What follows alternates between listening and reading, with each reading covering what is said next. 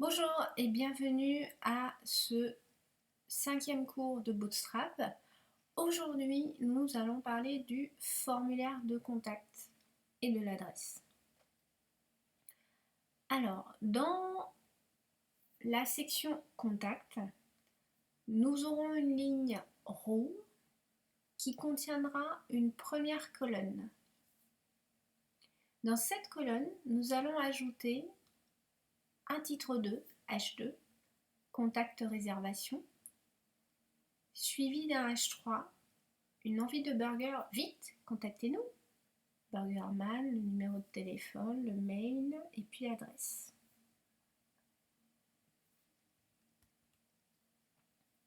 Je vous propose de rajouter ce code dans la première colonne de contact.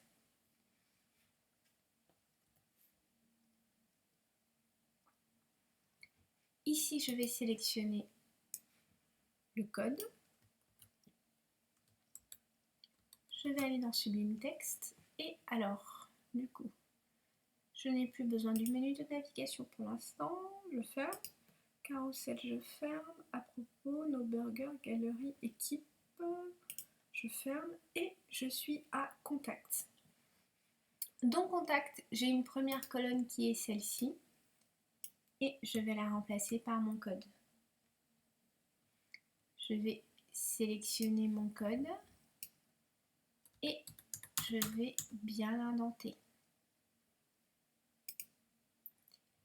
Ici, pour le H3 par exemple, je vais faire un retour à la ligne, ce sera plus simple à gérer pour moi.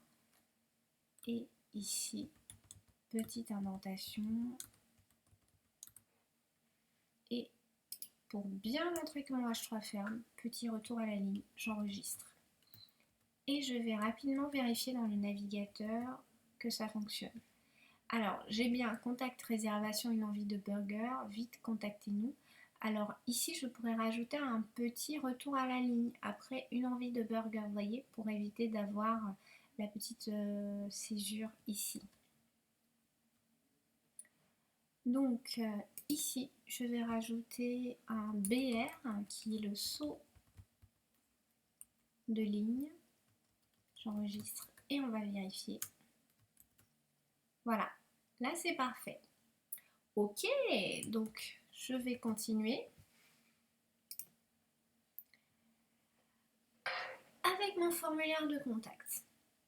Alors, il faut savoir que les formulaires de contact Bootstrap sont composés de blocs div avec une classe forme groupe contenant une balise pour le libellé, la balise label, et une balise pour le champ de formulaire, la balise input, avec les attributs type, les idées et les classes de contrôle de formulaire qu'on appelle les form controls. Un bloc div avec une classe checkbox par exemple pour les cases à cocher et un bouton button pour soumettre le formulaire. Alors, créons un formulaire avec la balise forme dans la deuxième colonne. Donc ici, j'ai terminé avec la première colonne, je passe à la deuxième colonne. Dans la deuxième colonne, je vais créer une balise forme et c'est cette balise qui va contenir tous les éléments de mon formulaire. Dans cette balise forme, je vais fermer. Dans cette balise forme, je vais ajouter un H2 contact. Je vais ajouter un H2 contact. Ici. H2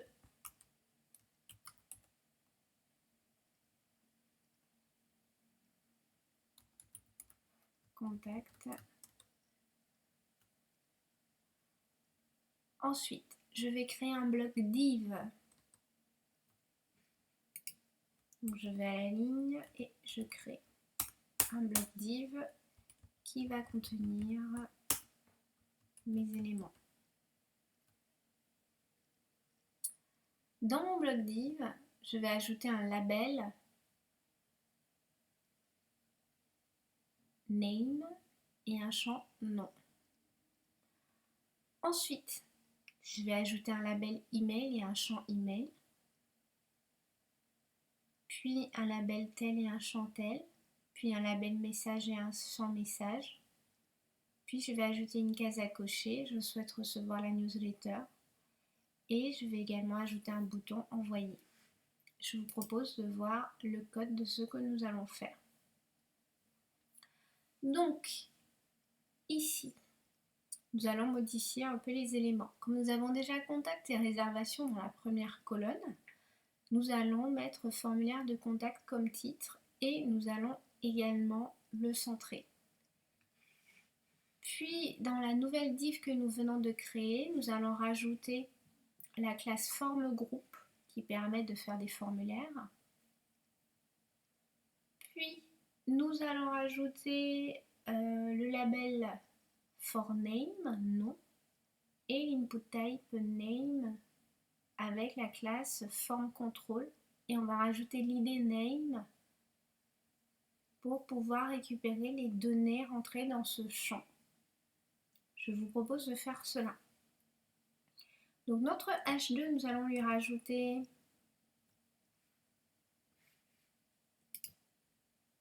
la classe text center.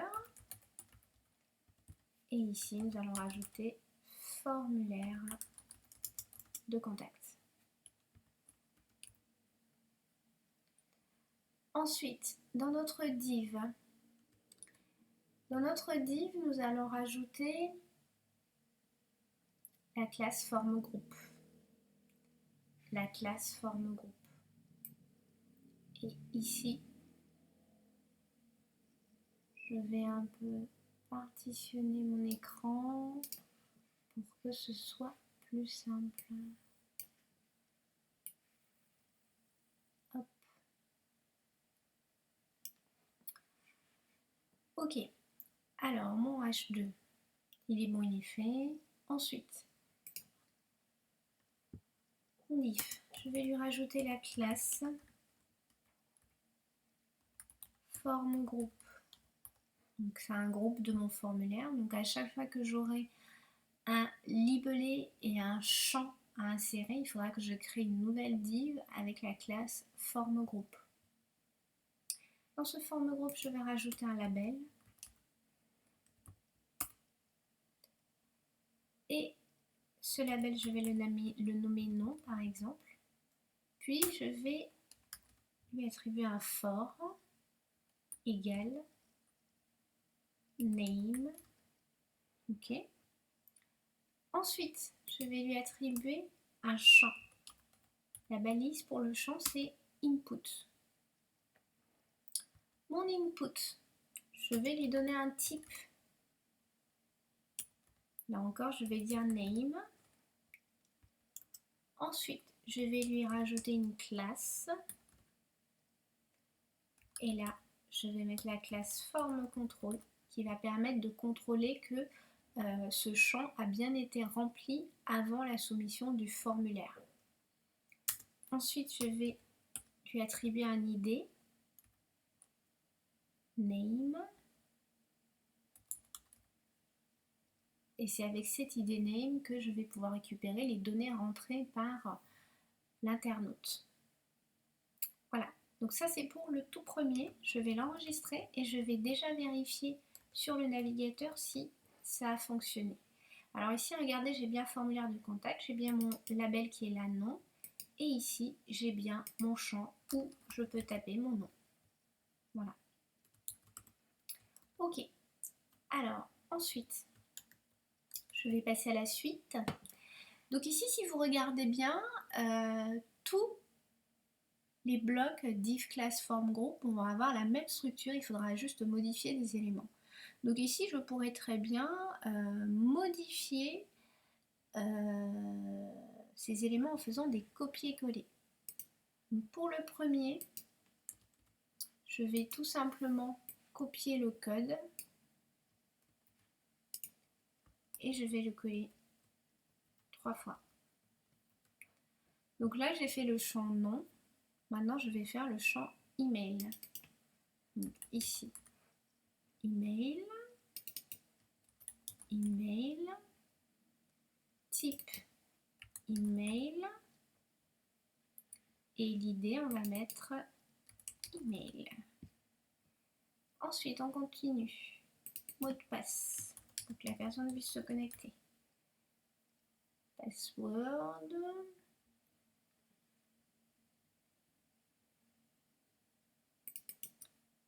PWD.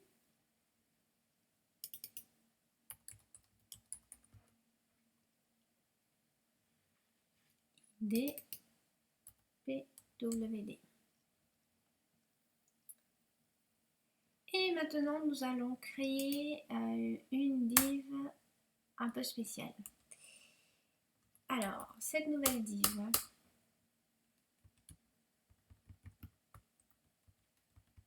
je vais lui attribuer une classe. Case à cocher, checkbox. Ensuite, je vais lui rajouter un input. Ici, ce qui pourrait être intéressant, on va un peu changer l'exercice, ça va être de rajouter le consentement pour la RGPD, le consentement du traitement des données personnelles. Alors, du coup, on va un peu changer les éléments. Donc ici, on va bien mettre un input et on va juste mettre un input type égale checkbox. Et ici, je vais rajouter le texte de la case à cocher. Donc ici, je vais mettre, je donne mon, on va mettre oui. Oui, je donne mon consentement. Oula, un petit S. Je donne mon consentement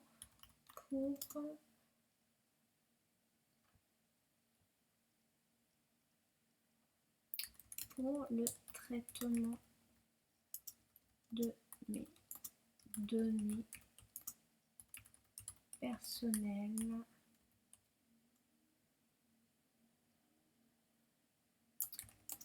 en conformité avec la RGPD. Et on va faire une copie de ce champ,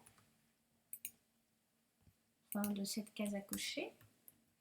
Et ici, on va mettre non. Je ne donne pas.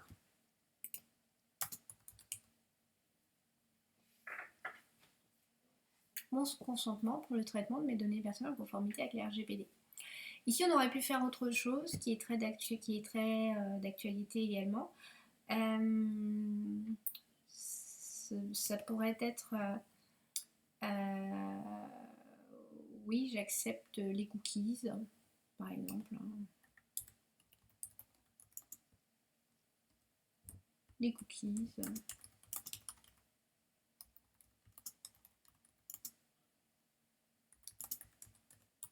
Pour la navigation sur ce site. Peut-être ça peut être aussi cela.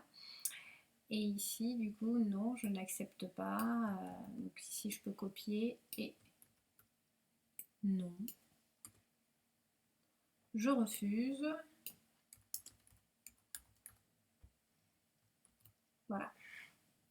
Donc je vous propose d'aller vérifier cela sur le navigateur.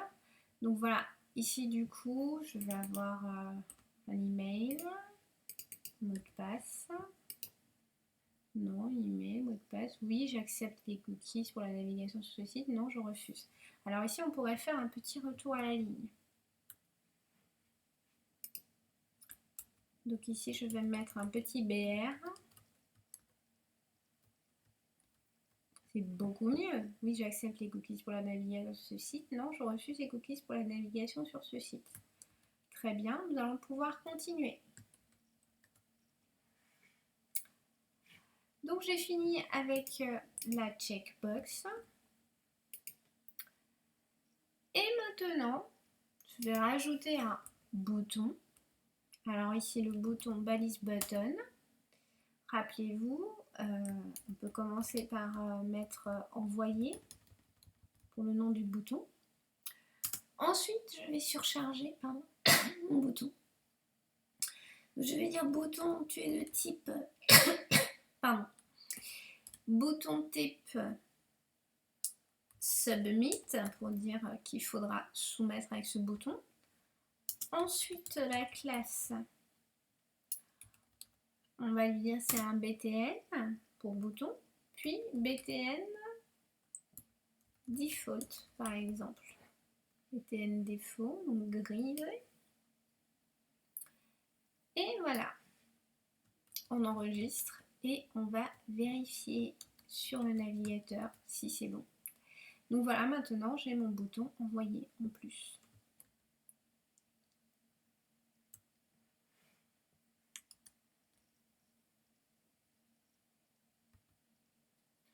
Alors, si vous avez besoin de rajouter le code du bouton, vous pouvez faire un copier-coller du code ci-dessus.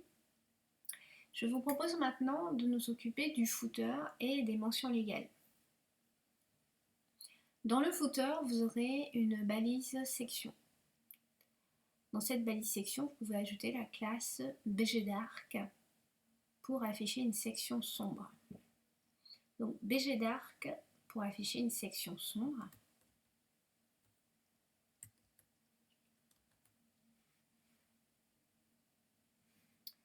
Alors, j'ai fini avec le formulaire, je vais fermer la section du formulaire.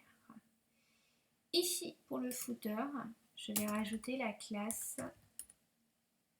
BG-dark et je vais enregistrer et on va aller voir ce que ça donne. Regardez, ça me donne un footer sombre. OK. Ensuite, dans la première colonne, je peux ajouter un titre H6 avec la classe TextLight.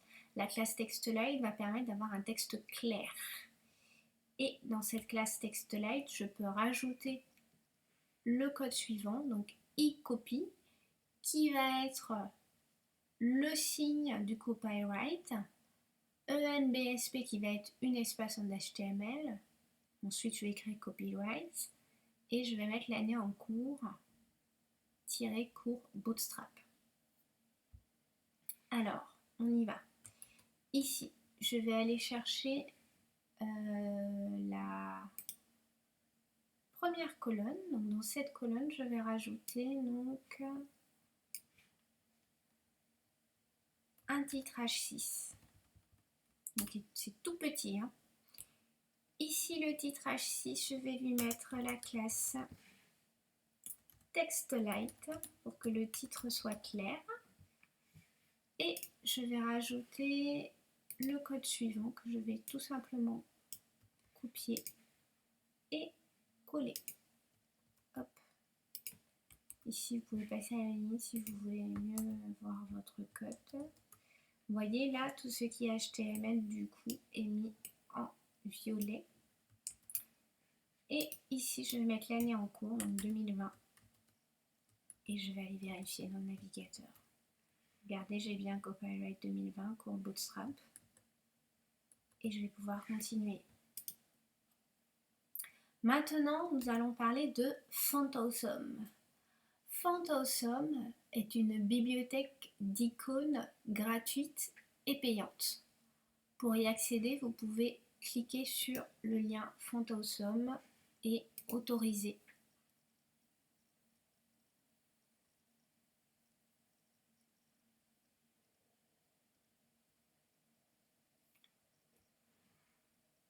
Alors, ils ont changé le lien, donc on va aller sur le site officiel. Ici, vous avez donc le site de Font-Awesome qui est une librairie d'icônes gratuites et payantes. Ici, pour commencer, on vous explique donc que vous pouvez télécharger et utiliser localement Font-Awesome. Si vous avez besoin d'un picto, vous pouvez commencer à chercher votre picto dans la barre de recherche ici. Disons par exemple que nous avons besoin du logo de Facebook.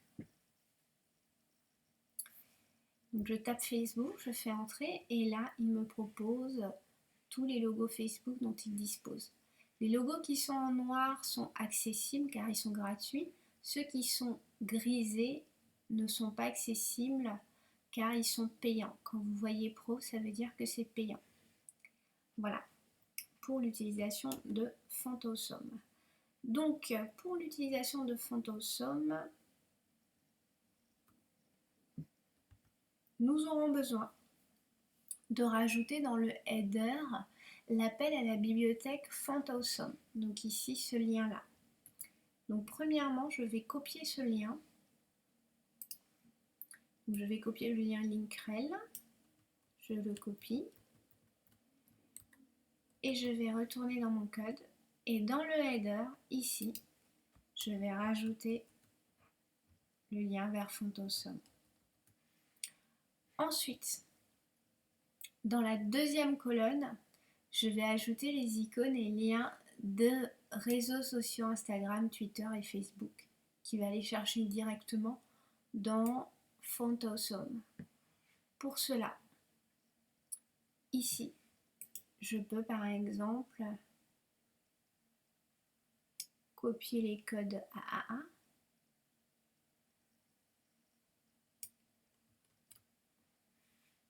Et ici, je vais tout simplement les coller à la place de mon paragraphe. Et bien entendu, je serai obligée de bien les indenter. Ici, c'est à l'intérieur. Ici, c'est à l'intérieur. Et ici, c'est à l'intérieur. Ici, très important, si vous regardez bien le code, donc on a un lien qui ne va nulle part puisque c'est un site pour le cours, mais on aurait pu mettre l'adresse de la page Instagram. Ici, on a la classe TextSlate pour que le texte soit clair. Et ici, on a l'icône Fab FA Instagram pour l'icône d'Instagram. Ensuite, nous avons à peu près la même structure pour l'icône de Twitter. Donc, on a Fab FA pour Phantosum, Fab FA Facebook. On enregistre et on va vérifier sur le site.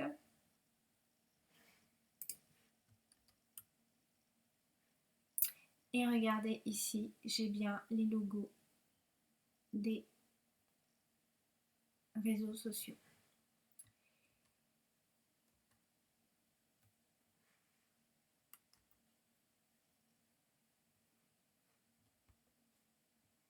Donc ça vous donne ce code-ci. Alors maintenant, nous avons fini la structure de notre site. Donc nous pouvons ajouter des classes de couleurs ou des styles CSS pour terminer notre site. Premièrement, nous pouvons rajouter dans la balise body la classe BGDark TextLight. Je vous propose de faire cela. Donc dans mon body, je vais rajouter la classe BG-dark pour dire que l'arrière-plan sera sombre. Puis je vais rajouter la classe TextLight pour dire que le texte sera clair. Et ça, il va l'appliquer à tout le corps. J'enregistre, je réactualise et regardez, ça me donne ceci. Je vais continuer. Ensuite, pour la balise, la section No Burger, pardon, je vais rajouter la classe BGDanger. No Burger BGDanger. Alors, No Burger, c'est là. Donc ici, je vais rajouter la classe BG-Danger. J'ai oublié BG-Danger. Et on va vérifier cela. Regardez, ça me donne ceci. Ok. Ensuite, je vais continuer.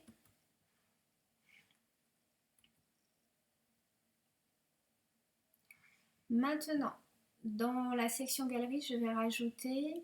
Alors, la section galerie, si vous regardez bien, On va tester. Rappelez-vous, ici j'ai un modèle. Mais comme on a dit que le texte devait être clair, on ne voit plus mon texte. Donc, il va falloir que ce texte, je lui dise d'être sombre. Donc, dans la section galerie, je vais rajouter dans Model Title la classe texte dark. Model Title texte dark. Donc ici, je vais chercher les modèles title et je vais rajouter texte dark sur le premier pour tester. Et si ça fonctionne, je pourrais l'adapter pour les autres. Je clique et ça fonctionne. Celui-là, maintenant je peux le faire. Donc ici, je vais juste rajouter texte dark à chaque fois pour le modèle title.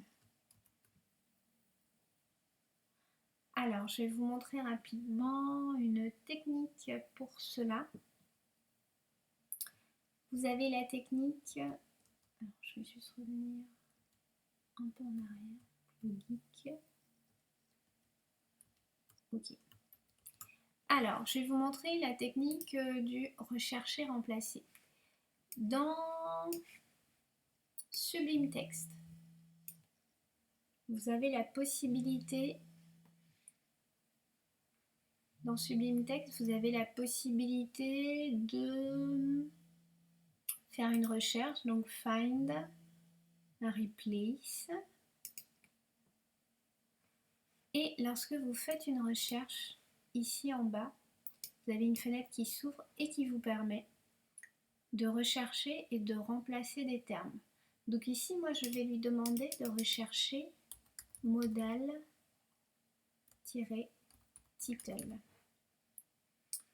Premièrement, il va me dire combien de fois il aura modal title.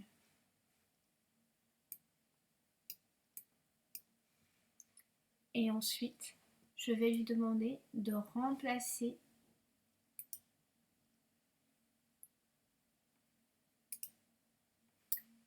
modal title par modal title texte dark. C'était bien texte dark, hein? Oui, c'était bien texte dark. Voilà. Modal title texte dark. Et là, je vais lui demander de faire replace all. Et regardez, ici, il vient de rajouter texte dark. Si je descends, il a fait la même chose là. 2, 3, 4, 5, 6, 7. C'était pas 8 fois. Bon, on va enregistrer, on va vérifier. S'il y en a un qui est manquant, on le verra bien assez vite. Celui-là est bon. Celui-là est bon. Celui-là est bon. Celui-là est bon. Celui-là est bon. Celui-là est bon. Celui-là est bon. Et celui-là est bon. Donc c'est bon pour la galerie. Donc on peut passer à la suite. Alors, ensuite, nous allons nous occuper de la section équipe. La section équipe, nous allons lui rajouter la classe BG Warning. Section équipe, nous allons lui rajouter la classe BG Warning. Alors celle-ci, je la ferme ici. Classe BG Warning. Ensuite, contact, on va lui rajouter la classe BG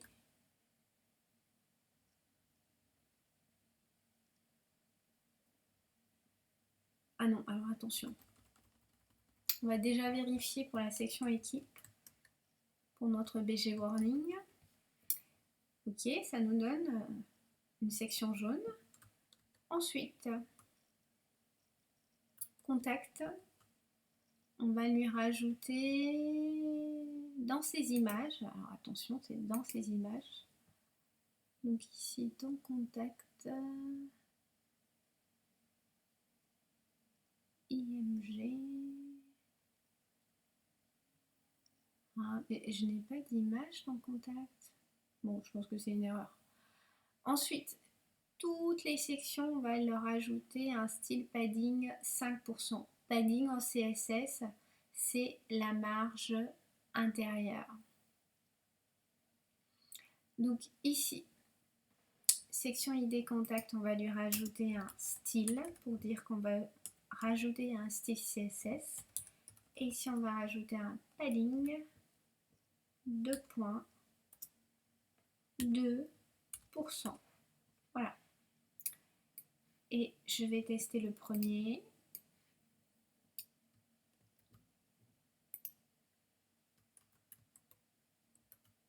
Et si ça fonctionne, je pourrais l'adapter aux autres.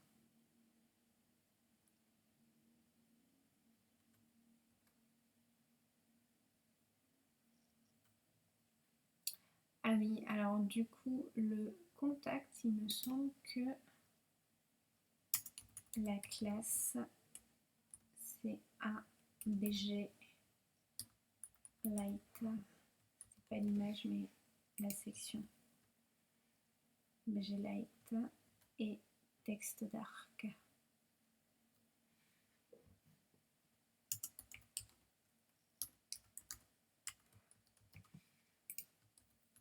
Voilà. Parfait. Alors, ici, on va juste rajouter un petit 5%, voire. Je pense que 5%. Oui, 5%, c'est beaucoup mieux. On va faire 5%. Allez, 5%. Donc, ici, style padding. 5%. Donc, contact, c'est bon, on peut le fermer. Footer, on va lui rajouter un petit. Alors, footer 5%, c'est peut-être trop. Oui, footer 5%, c'est trop. Footer 2%, ça peut être très bien. Ouais, footer 2%, c'est pas mal. Donc, le footer, c'est bon. Le contact, c'est bon. On va faire équipe.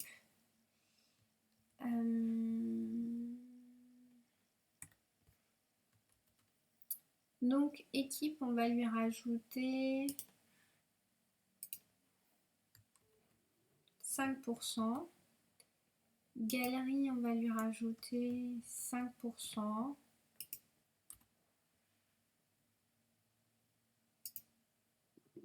Nos burgers, on va lui rajouter 5%. Et à propos, on va lui rajouter 5%. Et on va tester. Regardez, c'est beaucoup mieux. Hein, c'est beaucoup mieux. Donc ici, on a bien Burgerman, nos burgers, galerie, équipe, formulaire de contact, etc. Alors, on peut aller un petit peu plus loin. Ici, par exemple, on peut tester les liens maintenant. Donc, accueil, c'est la page d'accueil. À propos, c'est bien la section à propos. Nos burgers, galerie, équipe, contact. Ok. Ici, on peut rajouter un petit fond blanc. Par exemple, si on le souhaite.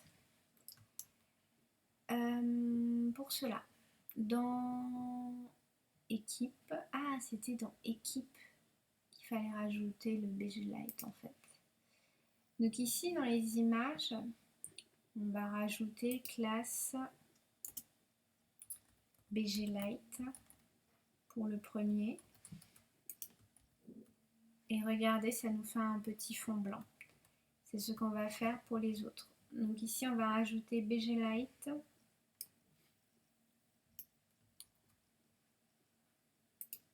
BG Light. Et ici, BG Light. Voilà. Et voilà, notre site est quasiment terminé. On va passer à la suite.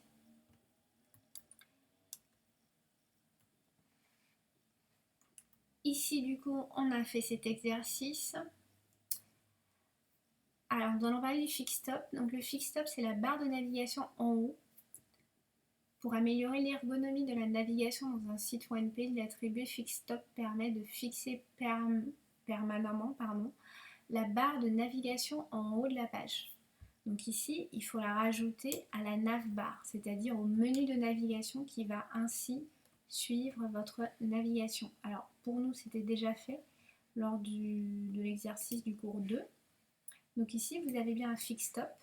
Et si vous regardez bien dans votre navigation, quand je clique sur nos burgers, malgré le fait que je sois descendue, eh bien mon menu de navigation reste toujours fixé en haut avec la classe fix stop.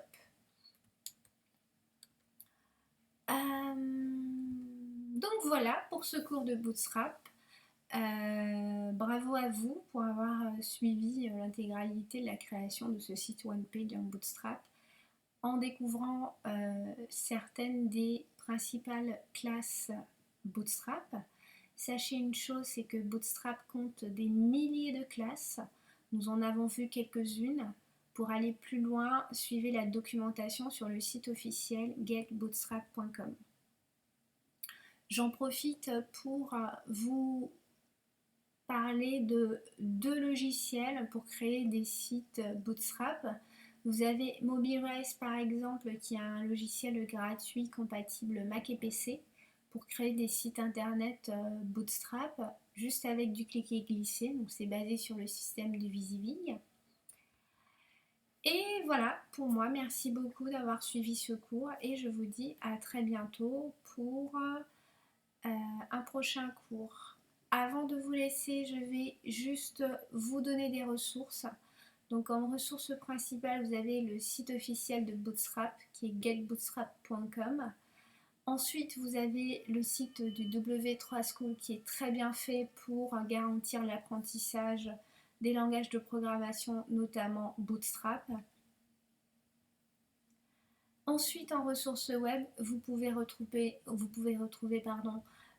en termes de développement avec ou sans Bootstrap, donc le site officiel de Get Bootstrap, le site du W3 School, le site de Bootplay, le site de Start Bootstrap, Pingendo, Mobirise et codepen.io.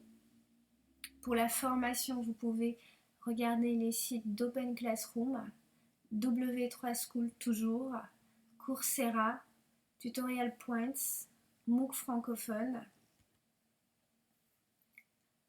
Pour le web design et le graphisme, je vous suggère le blog du web design, Web Designer Trends.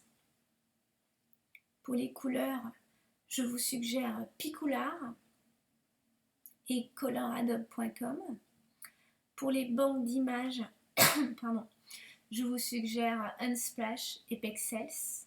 Pour les banques de vecteurs gratuits, je vous conseille FontAwesome que nous avons déjà vu et Material.io.